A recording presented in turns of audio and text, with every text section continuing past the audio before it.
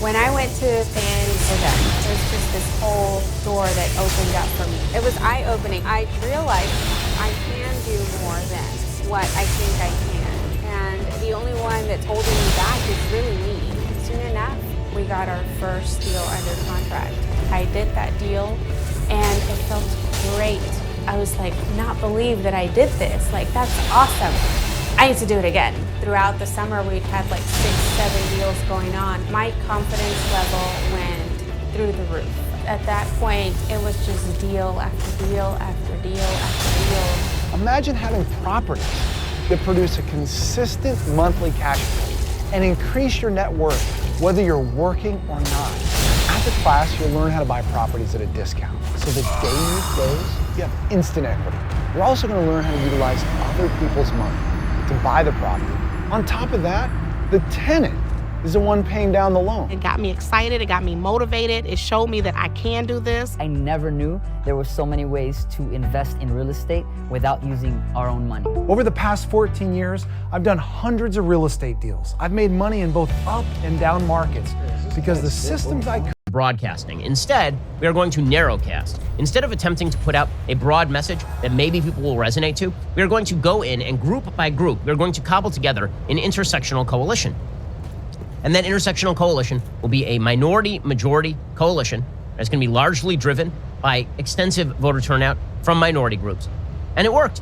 He won about 80% of the non-white vote in 2012, and he got the same percentage of the white vote, Barack Obama did in 2012, that Michael Dukakis got in 1988 when he lost about 87 states to George H.W. Bush. But thanks to the difference in demographics in the United States, Barack Obama beat Mitt Romney going away in that election, even after losing 3.5 million votes. Okay, so Democrats were seduced by that vision. They were seduced by the vision that Barack Obama's coalition was capable of imitation.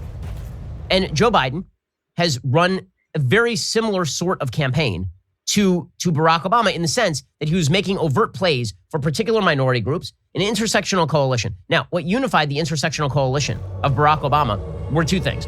One, Barack Obama's personal appeal. Right? The man was charismatic. He also happened to be the first black president, which means that he got extraordinary black turnout in 2012. In fact, increased black turnout in places like Ohio basically meant that he won the election as opposed to losing the election to Mitt Romney. Now, if the black turnout in 2012 had been the same as the black turnout in 2004, for example, then Mitt Romney would have been elected president in all likelihood. Okay, so Barack Obama in 2012, he was able to turn people out because of his unique personal appeal and also because he directed everybody against the Republicans by unifying them and saying the Republicans were going to take you back to the 50s, right? This was his pitch to the intersectional coalition. If you're gay, Republicans want to take away your ability to live with somebody who you love. If you are black, they're going to put you all back in chains, as Joe Biden himself said in 2012. If you're Latino, Republicans are going to reinitiate Eisenhower's Operation Wetback, that was the name of Natural Operation, and deport everybody in the United States who's an illegal immigrant. And Obama sort of passed out goodies to various interest groups, and he cobbled together this coalition, and his slogan was forward, moving forward from the evil vision of the Republicans of the 1950s and the 1980s. Mitt Romney is returned to the past. Okay, in 2020, Joe Biden ran a fairly similar campaign, except that instead of saying that he was running against somebody who wanted to bring us back to the 1950s, he said, I'm running against somebody who wants to bring you back to the 1850s. He suggested that Donald Trump is the worst person who has ever been, who ever will be. And he cobbled together this intersectional coalition of the anti-Trump people. Now, the problem is the only way that you can continue to maintain that coalition is by maintaining those intersectional priorities. You have to get more and more radical with each element of the intersectional coalition.